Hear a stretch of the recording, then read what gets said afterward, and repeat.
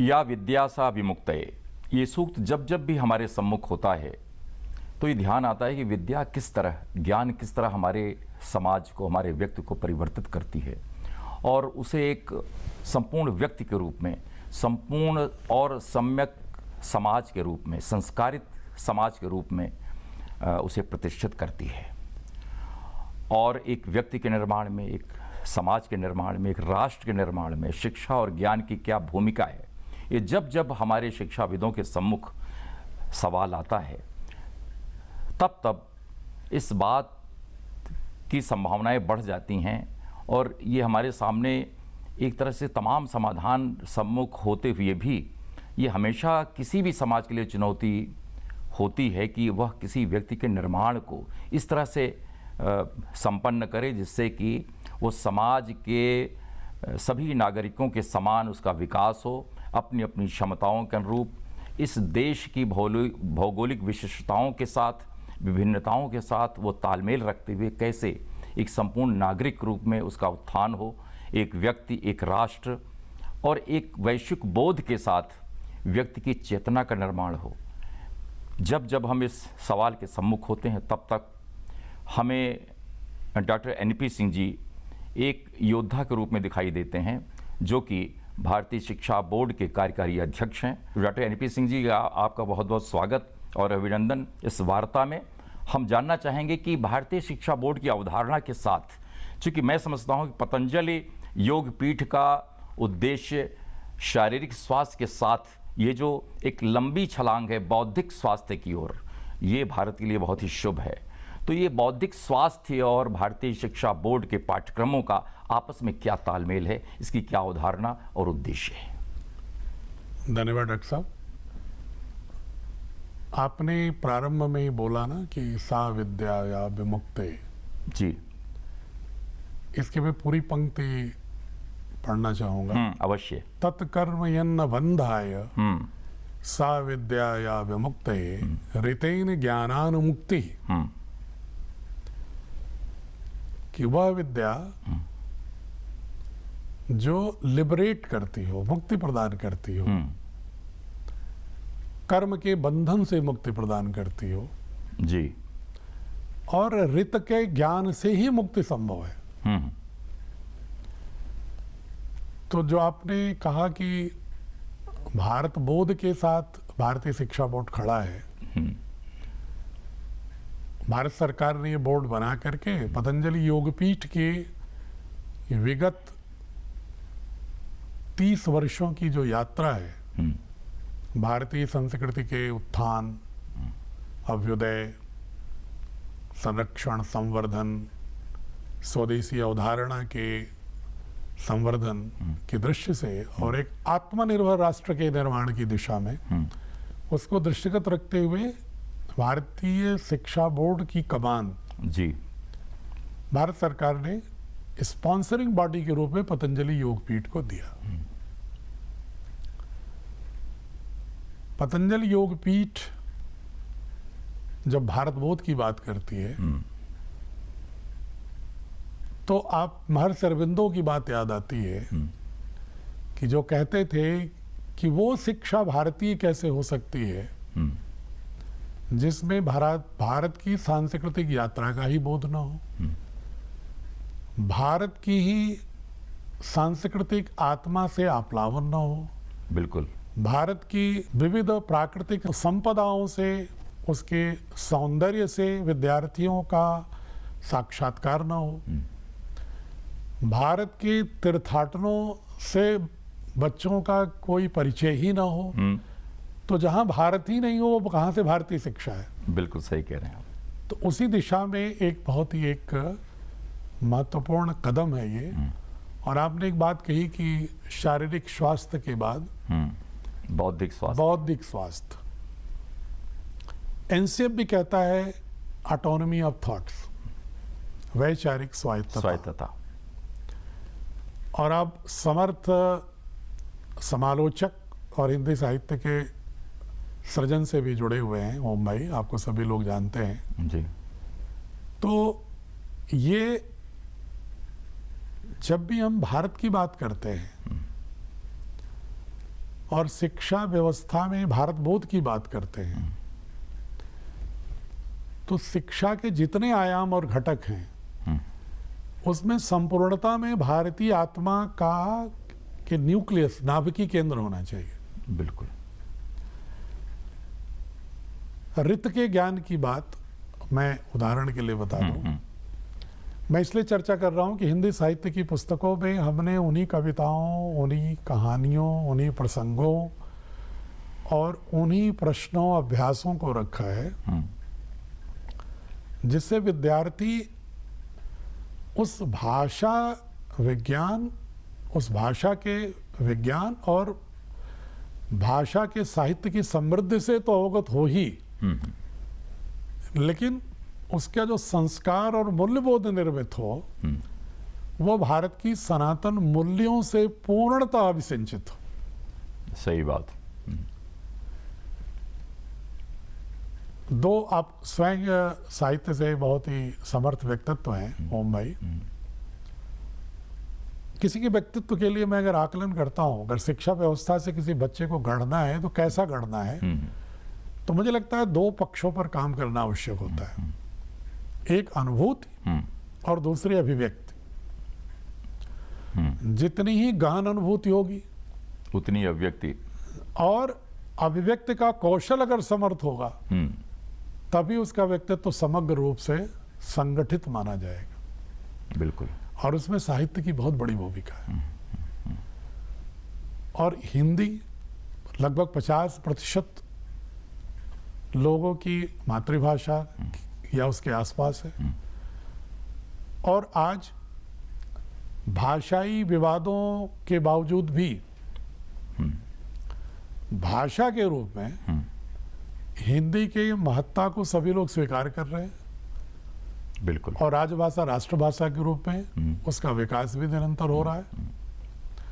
तो हमारा सबसे बड़ा जो लक्ष्य था वो ये था कि हम हिंदी भाषा की समृद्धि से तो बच्चों को जोड़े, बच्चों के अंदर विवेचनात्मक, सर्जनात्मक, विश्लेषणात्मक, संवादात्मक प्रतिभा को तो जोड़े ही, लेकिन भाषाई विवाद से भी परे निकाले हिंदी के माध्यम से। जी जी।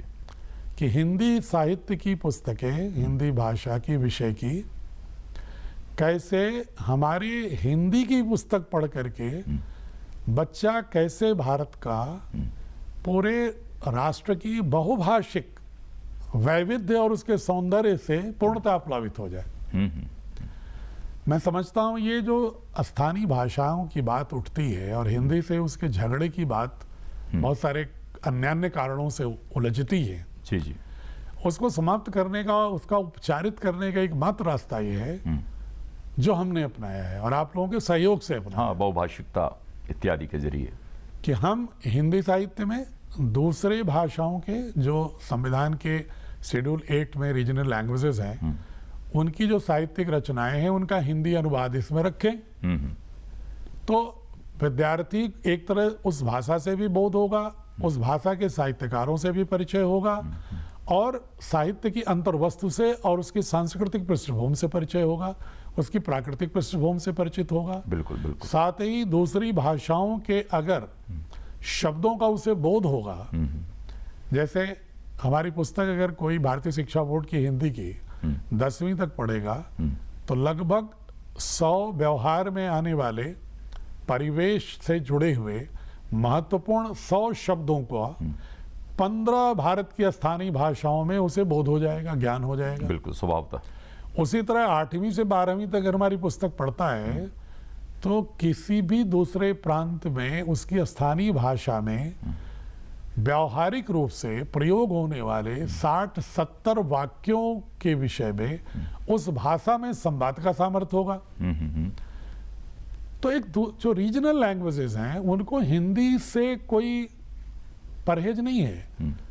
उनको अगर राजनीतिज्ञ अगर कोई आधार बनाते हैं हिंदी बनाम किसी स्थानीय भाषा का, तो इसलिए मौका मिलता है कि उस रीजनल लैंग्वेज के बोलने वाले लोगों को एक मलाल होती है कि क्या हम तो हिंदी सीखें लेकिन क्या हिंदी भाषी, हिंदी मातृभाषा जिनकी है वो क्या हमारी स्थानीय भाषाओं के प्रति थोड़ा सा भी तो एक कदम सम्मान की ओर बढ़ाए? बिल्कुल सही कह रहे हैं। तो इसलिए हमने संरचना ऐसी की इस पुस्तक की कि बहुभाषिकता इस रूप में गुथा जाए कि सुदूर दक्षिण, सुदूर नॉर्थ ईस्ट और सुदूर उत्तर, कश्मीर की कोशुर, तमिल, तेलुगु, मलयालम, कन्नड़, असमिया, मेघालय, मणिपुरी, इन भाषाओं में उड़िया, मराठी, कोई ऐसी भाषा ना हो कि जिसमें कि कोई हमारे हिंदी विषय को पढ़ने के बाद, 12वीं तक पुस्तक को पढ़ने के बाद कोई विद्यार्थी ऐसा शेष ना रहे जो कम से कम सामान्य संवाद या महत्वपूर्ण शब्दों का उस भाषा में समानार्थी शब्द न जाने, ऐसा बच्चा नहीं होना चाहिए। ये हमारा संकल्प है भारतीय शिक्षा बोर्ड जी, का, जी, जी। जिससे कि भाषिक विवाद इस देश में ना हो। क्योंकि ओम भाई, अंग्रेजों ने बहुत ही साजिशन 1835 के बाद जो पुस्तक बनाई हमारी, उसमें जानबूझ करके ऐसे ऐसे विष बो दिए, ऐसे ऐसे बारूद बिछा दिया है कि शोध के नाम पर, ऐसे गलत तथ्यों के आधार पर कि भारत में तो आर्यन भाषा, द्रविड़ियन भाषा, ऑस्ट्रोलाइट भाषा, निगुराइट भाषा, तिब्बतन भाषा, इस तरह की भाषाओं का समूह खड़ा करके और उनके उद्भव को अलग अलग स्रोत बता के और उनमें किसी भी प्रकार की एकात्मकता से बिल्कुल परहेज करते हुए दिखा दिया। और वो ऐसा विषय है कि आज भी भरा हुआ है, क्योंकि उनकी साजिश थी कि एक धर्म, एक मतलब रिलीजन नॉट धर्म, एक पंथ और एक सांस्कृतिक यात्रा होते हुए यूरोप को 29 देशों में बंटना पड़ा था भाषा के नाम। तो अंग्रेजों ने साजिशन ये सोचा कि अगर हमें पॉलिटिकल आज़ादी, राजनीतिक स्वतंत्रता देनी भी हो तो इनको इनके सामाजिक संरचना के आधार पर, इनके दार्शनिक यात्रा के आधार पर, साथ ही भाषा के आधार पर।